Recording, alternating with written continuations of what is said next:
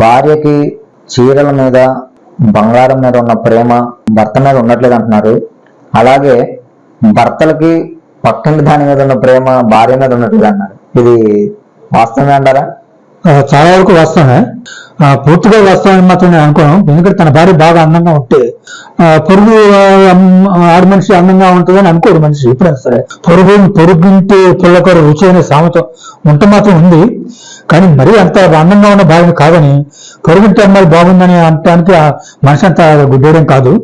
భార్య కూడా తన భర్త బాగలేడు అని అనుకునే కంటే కూడా భర్త మీద ప్రేమ చూపిస్తున్న ప్రేమ అయితే ఉండదు, కానీ తన భర్త కంటే పొరుగోడు బాగా అందంగా ఉంటాడు అని మాత్రం అనుకునే స్త్రీని నేను చూడలేదు ఎప్పుడు కూడా. ఎవడైతే మనిషి కామంలో నుంచి విడిపించగలడో వాడిని దేవుడిగా స్వీకరిస్తే చాలా బాగుంటది.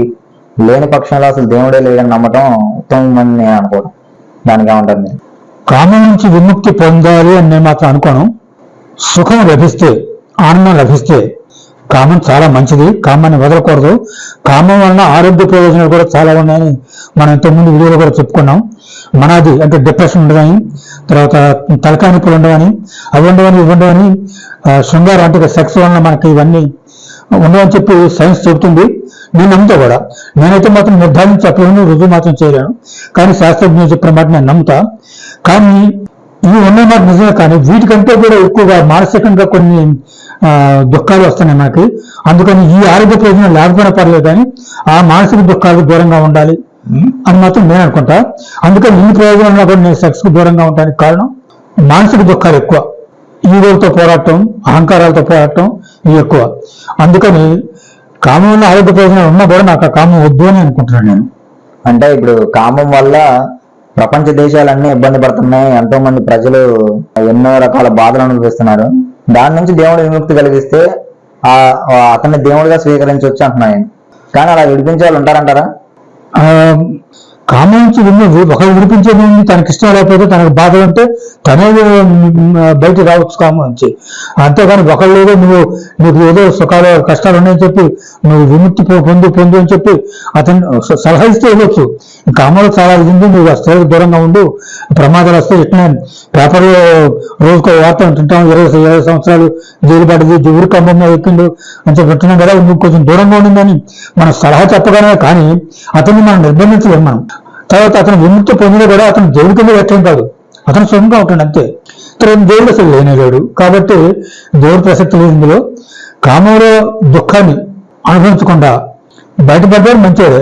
కాబట్టి నాకు దుఃఖాన్ని ఇష్టం, నాకు కామం కావాలనుకుంటే అది మంచిదే. ఎట్లా వాళ్ళ ఇష్టం అనమాట. అది ఎవరిష్టం వాళ్ళది. ఆ బలవంతం మాత్రం ఉండకూడదు. అది హిందీ మాటమాటికి మాట్లాడకుండా ఉండాలి అనుకుంటున్నా. కానీ ఇంకోటి ఉంది, ఇష్క్ పర్ జోర్ నహీ అని హిందీలో అంటారు. అంటే కామంలో బలవంతం ఉండకూడదు అని అర్థం అనమాట. నిజమైన సంతోషాన్ని పొందుతున్నారంటారా? ఇప్పటి వరకు మీరు ఎన్నో చూసుంటారు. నిజమైన సంతోషాన్ని పొందుతున్నట్టుగా మనుషులు ఏమైనా కనిపిస్తా ఉంటారా, లేకపోతే పైన పొందుతున్నట్టు నటిస్తారా? నిజంగా సంతోషం పొందేవాళ్ళు నాకు ఒక్కళ్ళు కూడా కనపడలేదు. నూటికి అసలు ఇంకోటి ఏంటంటే వాడు సంతోషం పొందేవాలని అనుకోవట్లేదు కూడా. విషయం గమ్మత్తైన విషయం ఏంటంటే, కామం ద్వారా మనం సంతోషం పొందాం, మనం ఆనందం పొందాం, మనం లబ్ధిని పొందాం అని అనుకునే వాళ్ళు కనపడలే ముందు. అసలు అటు మగవాళ్ళు కనపడలే, ఆడవాళ్ళు కనపట్ల. మరి ఎందుకని కామం అంటే ఎమ్మడి పడుతున్నారు? ఎందుకని ఆడవాళ్ళు ఎట్లా పడుతున్నారు అంటే, ఆ ఆడ మనిషిని అనుభవించి ఒక నిమిషంగా అనుభవించిన గబాన్ని అనుభవించడం బయటకు వచ్చి పట్టినా కానీ కాసేపు వాళ్ళు సఖ్యంగా ఉండరు అక్కడ. ఆ ఆడ మనిషిని అనుభవించినట్టుగా తోడుకు అనుభవించడమే బయటకు వచ్చి పడతారు. రేపు తలవాడే ఆ మొగుడు ముందు పోగు కొట్టారు అనమాట.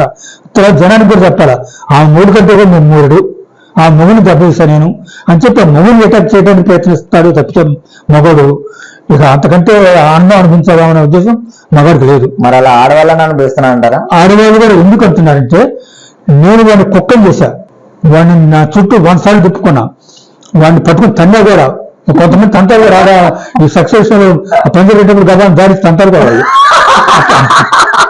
వాళ్ళకి అదే సంతోషం మగవాడిని ఏడిపిస్తారా నా అని చెప్పి చాలా ఘోరంగా ప్రవర్తిస్తారు వాళ్ళు, అతి ఘోరంగా ప్రవర్తిస్తారు, తిడతారు, బండబూతులు కూడా తిడతారు ఆడ మగవాళ్ళని. తిట్టినా కూడా వీళ్ళు వింటారు, ఎందుకంటే అయితే ఇందులో ఈ మగవాడిని తీసుకొద్ది మనం నవ్వాలా, రూమ్ తీసుకోవాలని చెప్పి ఇక్కడ తిట్లు పడతారు, అన్ని పడతారు. తర్వాత ఆడ మనిషి కూడా లబ్స్ అక్కర్లేదు, నేను నిన్ను కుక్కం చేశా, నేను వీడిని జైలుకి పంపించా, నేనైతే ఊళ్ళో పంచాయతీ పెట్టించా, నేను వీడికి జరిమానా ఎక్కించా, ఉడకమ్మ ఎక్కించా, ఈ సంతోషం కావాలి. కానీ ఆడ మనిషికి సెక్స్ సంతోషం మాత్రం ఆడ మనిషికి కానీ మగవాడికి కానీ అక్కర్లేదు.